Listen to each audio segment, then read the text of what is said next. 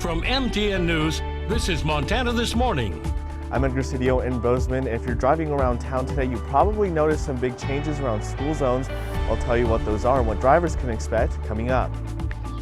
Artificial intelligence, especially a software called ChatGPT, and the fear of students using it to cheat on their homework is becoming a conversation in the classroom. I'm Jolie Slee, and I'll tell you why MSU has decided not to ban the software, but to teach with it.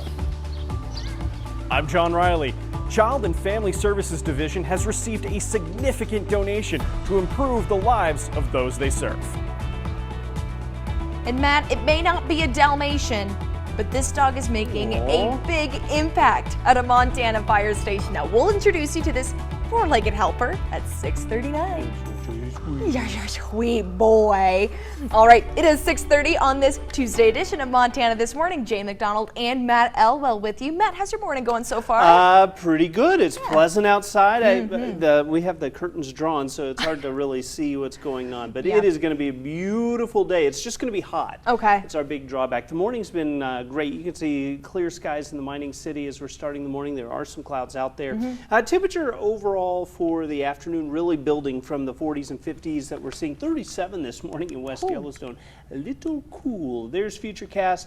Through the noon hour, we're going to see absolutely cloudless skies, and then the clouds start to form as you get into the afternoon. Scattered rain showers. A big shift in our weather pattern. Today is going to be the hottest day of the week. Tomorrow is going to be the coolest day of the week. So the yin to the yang there. Temperatures expected to be near 90 for most of the area for today.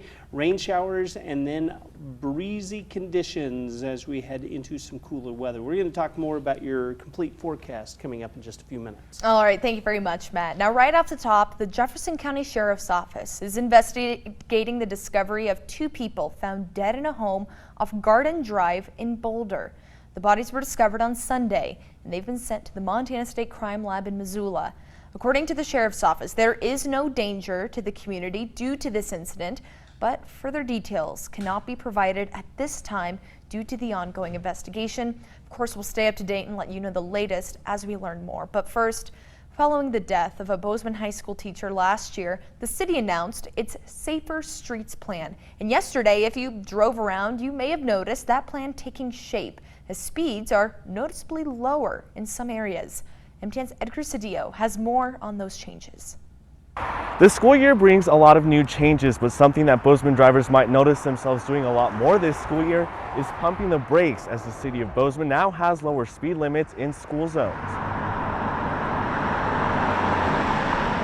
School zones are very kind of dangerous in the morning because people are in such a rush to get to work. As Lisa Jones walked with her daughter and dog on Monday morning, she's glad to see lower speed limits around school zones. Oh, I feel it's fantastic. I feel that it's definitely a positive thing for sure. As Isabel Huff watches her daughter and two little ones that she nannies, Huff is also hopeful that the streets of Bozeman will be safer.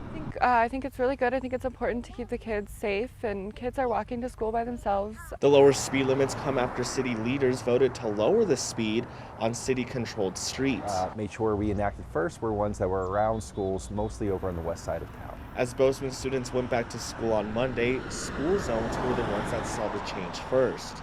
We've adjusted school speed zones at 7 schools across the city. Huff says even while she walks around her neighborhood, speeding isn't the only issue she sees. You know, people blowing stop signs and people not following the speed limit and stuff, so it makes me a little uneasy. Now, speed limits aren't the only thing that drivers are going to start to notice, especially on Bozeman's west side.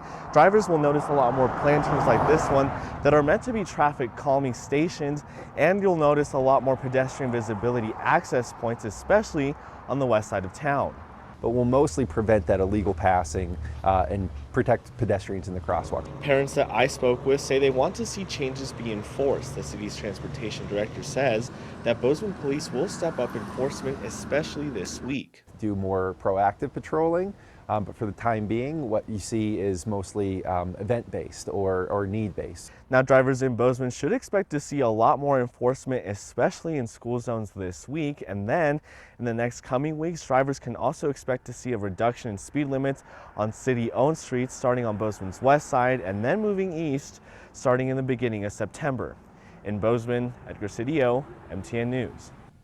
Thank you very much, Edgar. Now for this next story, we're going to be talking about artificial intelligence and the fear of students using it to cheat. Well, that's generating a lot of conversation in the classrooms. MTN's Jolie Salee tells us why MSU here in Bozeman is choosing not to ban it, but to teach with it. Students and teachers are back in the classroom at MSU, but they have new challenges to navigate this year. Artificial intelligence. I had a lot of friends using it on essays, turning it in. I know kids who used it on multiple essays and did get away with it. I know other kids who got in trouble for it. MSU freshmen Samuel Marquez and Lachlan Becker are talking about the AI software ChatGPT, capable of writing essays, solving science and math problems, and even producing computer code. You can ask it almost anything, and it sounds like a student's dream, letting their phone or laptop do the work for them. It's super fun to play with and give you a start, but Marquez and Becker say their old high school teachers cracked down on students using ChatGPT to cheat. I knew a lot of teachers were using AI to try to catch kids who are using it, and I just tried to stay away from that. However, at MSU, instead of banning the freakishly capable software, they're teaching with it. You know, in the past, we've adapted to transformative technologies such as the calculator, Google, online teaching and learning, which had opened up a lot of access to education.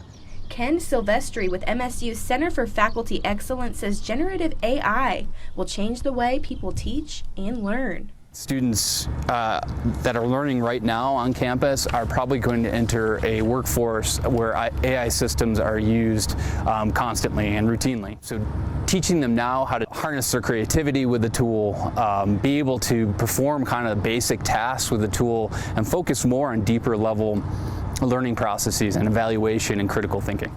Instead of the easier route, using it to cheat. We also have AI detection tools available through our Turnitin subscription. Silvestri says teachers at MSU can decide how they want to regulate AI in their classrooms. It can actually make teachers' lives easier too, because they can use the tool itself to create materials and content. But Marquez and Becker say they'll be doing things the old-fashioned way. Growing up, my mom pounded that in me to never cheat, and I knew that what I got from home would have been worse than anything at school. So. In Bozeman, Jolie Salee, MTN News. Thank you very much, Jolie. Now, we may be 118 days away from Christmas, but Toys for Tots and Santa are already making deliveries to benefit families in need. MTN's John Riley has more on how the organization is helping more Montana families in need more times of the year. This week it was Christmas in, well, August for the Montana Child and Family Services Division, thanks to the efforts of Helena Toys for Tots and other partner organizations. On Monday, volunteers in coordination with Set Free Motorcycle Club, the Montana National Guard, Helena Police, and Lewis and Clark County Sheriff's Office drove more than 2,000 toys and other furnishings to the arcade building in downtown Helena for use in the CFSD visitation rooms. It took the crew under 15 minutes to unload the entire trailer. Very cool to see the turnout. I wasn't sure what to expect, but I love the biker community in Helena. They are very generous people, always show up when you need them to, and so I'm very happy to see them here. The donation is part of an expanded effort nationwide from Toys for Tots to support children living in foster care beyond the holiday season. They're one of those forgotten parts of childhood, and we're trying to make it better for them. We still do our toys program at Christmas time. We also have one on literacy, but this is kind of a kickoff for the Toys for Tots foster care. In addition to the Toys for Tots donation, Buffalo Church supplied furnishings for the Helena visitation rooms in coordination with the Office of Faith and Community-Based Services. Montana DPHHS Director Charlie Brereton praised the state's faith and community-based partnership on the rooms, which are key to the services CFS provide. They're extremely important to the child welfare system. They provide an opportunity for families and children, parents involved in the child welfare system to reconvene, to congregate and gather. And so they are critical to the department and, quite frankly, to the state. The volunteers that made this all possible are simply a group of community members trying to improve the lives of those in need. A mission those volunteers plan to continue and expand as long as the need is there. In Helena, John Riley, MTN News. Thank you very much, John. Now, when you think of a dog that hangs out at a fire station, it's usually a Dalmatian that comes to mind. But ready to jump in the engine at a moment's notice is not a Dalmatian, because over in Billings, there's a poodle that's maybe not getting into the fire truck, but is still making a big impact on the men and women at the station. MTN's David J. picks up this story. The Billings Fire Department's newest member has been on the job almost 2 weeks, and already he's made a lot of new friends. He's the first therapy canine in the department's 140-year history. Winston is part of a new dog therapy program here at Fire Station 1.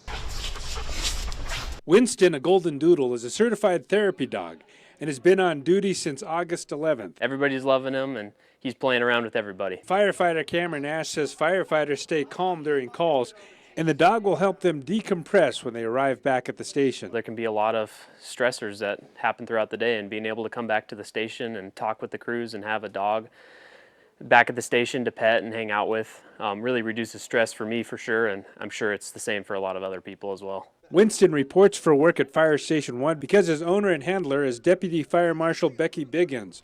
When he's away from the station, Winston spends a lot of time with Biggins' family. Just like we need breaks from this kind of environment, the therapy dogs, they need that break as well. When he accompanies her at work, he is available to the firefighters. Stress levels in first responders do get increased because of the nature of what we see day after day. And so having anything we can in our back pocket to help make life better is going to be important for sure.